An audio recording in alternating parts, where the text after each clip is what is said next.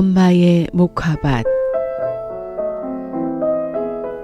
강대남.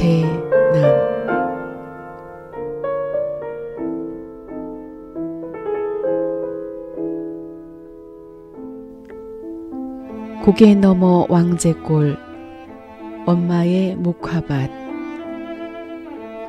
6살 꼬마가 엄마 손잡고 고개 넘어 목화밭으로 목화 따러 간다.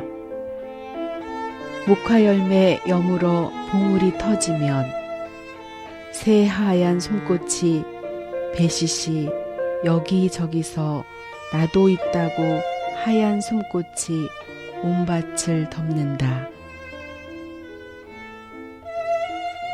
솜꽃 따다 물레 돌려 새하얀 실 뽑고 솜틀기에 솜틀어서 하얀 솜 만들던 엄마의 따스한 손길. 엄마 이거 뭐 할 거야? 꼬마 물음에 우리 아기 새색시 될 때 혼수입을 꾸밀 거. 그 엄마는 9살 어린 딸 이 세상에 남겨두고 멀리 멀리 하늘나라 가시었다네. 그 엄마 그 목화밭 너무 그리워. 지금은 없어진 지 오랜 이곳에 나 홀로 외로이 서서 그 옛날을 그려봅니다. 안녕하세요. 라디오 도서관지기 주미라입니다. 오늘은 2017년 주엽 어린이 도서관에서 진행된 인생 그림책 창작 프로젝트 고맙습니다 내 인생 수업 결과물 중에서 강대남님의 엄마의 목화밭이라는 시 한 편으로 라디오 도서관문을 열었습니다. 글쓴이 강대남님이 9살이 되던 해 세상을 떠나신 어머니를 그리며 쓴 자작시라 읽는 내내 어머니를 향한 사무치는 그리움이 느껴져서 마음이 먹먹했습니다. 엄마의 목화밭을 쓴 강대남님은 1941년 10월 5일생으로 어린 시절 시골에서 자라서 많은 아름다운 추억을 가지고 계시다고 합니다. 중학교 교사로 재직을 하시다가 어린아이들이 너무 좋아 초등학교로 옮겨서 재직을 하셨다고 하네요. 후손들에게 자신감을 갖고 열심히 하면 이룰 수 있다는 모습을 보여주고 싶고 또 내가 있었다는 자취를 남기고 싶어서 2017년 고맙습니다 내 인생 자서전 쓰기 프로젝트에 참여하게 되셨다고 합니다. 자서전 그림책 작업을 하면서 희열의 마음과 즐거움을 얻게 되어서 남은 세월도 보람있게 지낼 수 있는 자신감도 얻게 되셨다고 하네요.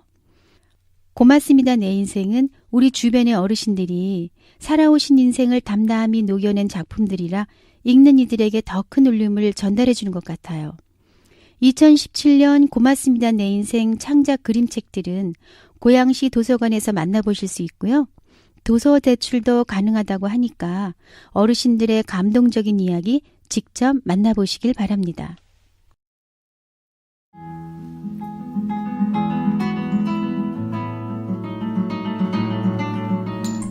한 편의 이야기가 될 내 삶. 인생을 돌아보고 한 권의 책으로 만들기. 고양시 도서관센터 내 인생 자서전 쓰기 프로젝트 고맙습니다 내 인생.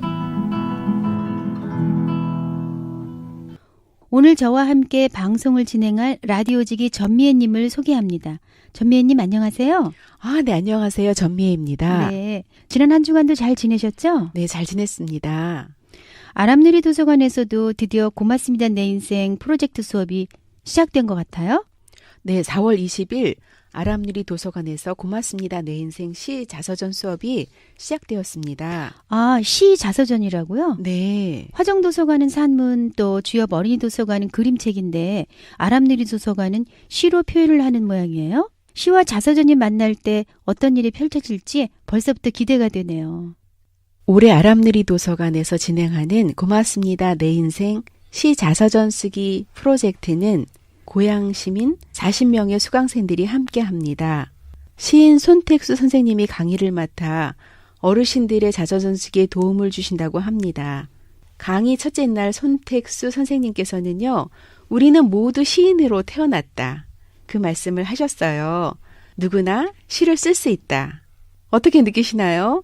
어렵게 생각하지 말고 한번 써보라 하시면서 수강생들에게 시를 한 편씩 써오라는 과제를 내주셨는데요. 다음 시간에는 수강생들이 써온 시를 함께 나누며 표현을 함께 다듬어보는 시간을 가질 예정입니다. 네, 손택 선생님께서 우리는 모두 시인으로 태어났다는 그 말씀에 저도 시인인가 하는 생각이 듭니다. 누구나 시를 쓸 수 있다는 그 격려의 말씀으로 힘을 낼 수 있을 것 같아요. 그런데 벌써 과제까지 나갔네요. 활기찬 아람누리 도서관 분위기가 스튜디오까지 전해진 것 같아요. 시를 쓰기 위해 먼지 덮인 옛 기억들을 다시 끄집어내다 보면 하루하루 반복되던 무료한 일상도 활기찰 것 같네요. 옛 추억을 따라 나에게로 떠나는 여행. 생각만 해도 설레입니다. 고양시 도서관들이 지난 한 주 고맙습니다. 내 인생 수강생들로 북적북적 활기가 넘쳤을 것 같아요. 화정도서관 분위기는 어땠나요? 네, 우리 화정도서관에서는요. 수업 후에 김밥 토크 시간을 가졌어요. 아, 김밥 토크요? 김밥을 먹으면서 이야기를 나누었나 봐요. 아, 좋았겠네요. 수업 마치고 나면 슬쩍 출출할 시간이잖아요. 네, 맞아요. 그 수강생분들이 첫 수업 시간에 그 간단한 먹거리를 가지고 오셨거든요. 그래서 자연스럽게 시작이 되었는데요. 수업 마치고 시간이 되시는 분들끼리 김밥하고 간식거리 나누면서 즐거운 시간을 갖고 있어요. 또 강진 선생님하고 백승원 선생님도 한 번씩 자리를 해주셨거든요. 그래서 더 풍성한 시간을 보낼 수 있었어요. 화정도서관에서는 글쓰기 친구, 반려식물도 있고 김밥 토크도 있고 참 아기자기하네요. 원래 뒤풀이 이야기가 더 재미있는 법인데 나중에 김밥 토크에서 나눈 이야기 좀 들려주실 수 있을까요? 네, 그럴게요. 다음 시간에 꼭 들려드릴게요. 화정도서관은 다른 도서관에 비해 여러 번 수업이 진행되어서 결과물이 나오기 시작했겠어요. 네, 저희 화정도서관에서는 어느새 6번의 수업이 진행되었습니다. 강진 선생님은 내 인생의 변곡점을 찾아서 글을 써보라 하셨거든요.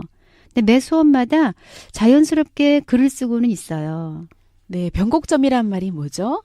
수학 시간에나 나올 만한 말인데. 네, 맞아요. 수학에서 쓰는 용어인데요.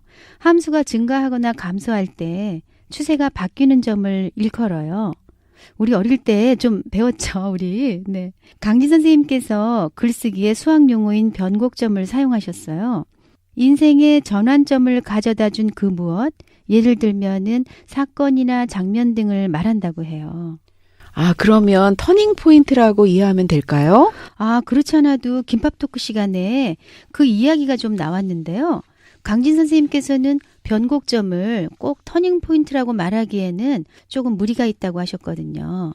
그 인생의 변곡점을 설명하시면서 그 일본의 건축가 안도 다다오의 자서전의 일부를 예로 들어주셨는데요. 안도 다다오가 고등학교 시절에 아마추어 권투 선수였대요. 아, 권투 선수였어요? 의외인데요? 그렇죠? 저도요, 참 의외라는 생각을 했어요. 안도 다다오는 고등학교 졸업 후에는요, 트럭 운전을 하면서 아르바이트로 근근히 살았다고 해요. 그러던 어느 날에 네. 왠지 변곡점에 관한 스토리가 나올 것 같네요. 아, 네, 맞아요. 안도 다다오는 우연히 오사카의 헌책방에서 현대건축의 거장 르꼬르비주에의 작품집을 만나게 된 것이 계기가 되었다고 하네요. 르꼬르비주에의 작품집으로 만났지만 단순한 동경을 넘어서 특별한 존재가 되었다고 하더라고요. 안도 다다오는 세계 여행을 하면서 독학으로 건축 공부를 했고요. 그런 연유로 트럭 운전사에서 건축가가 된 것이죠. 삶의 변화를 가져다 준 어떤 계기가 있다면 바로 그것이 변곡점이라고 합니다. 전매님도 인생의 변곡점이라 할 만한 그 무엇이 혹시 떠오르세요? 네, 지금은 딱히 떠오르지 않지만요. 집에 가서 생각하다 보면 하나씩 떠오를 것 같아요. 요즘은 저에게 있어 변곡점은 어떤 것일까 좀 생각하게 되네요. 네, 그러시군요.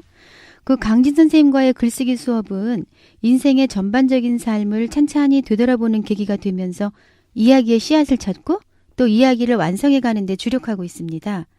글의 구성에서도 메비우스의 띠 구성법을 알려주셔서 좀 더 독자의 흥미를 끌 수 있는 잘 짜여진 구성의 글로 완성도를 높이려고 노력 중에 있어요.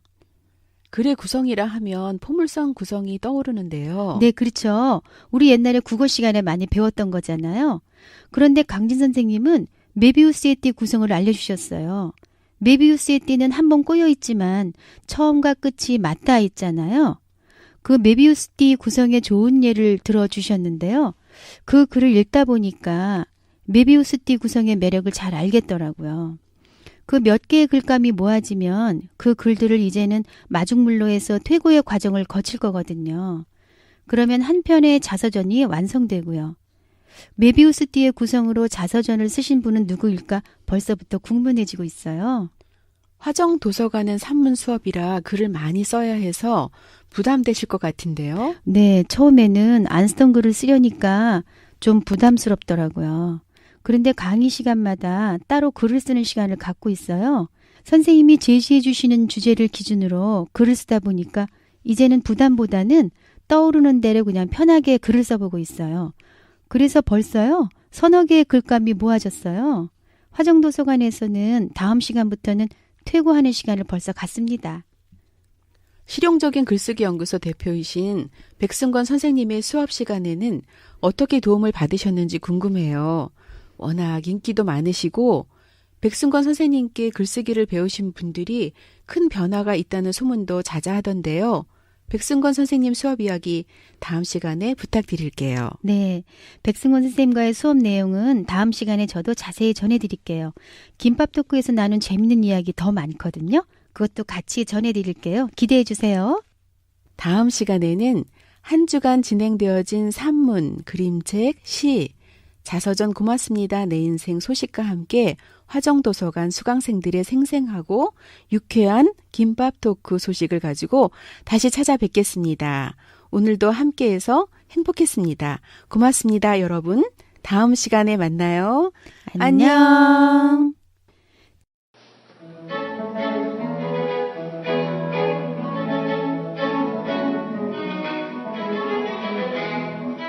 지금까지 진행해 전미의 주미라, 대본 배은덕, 영상 장비 전미의, 편집 음악 주미라.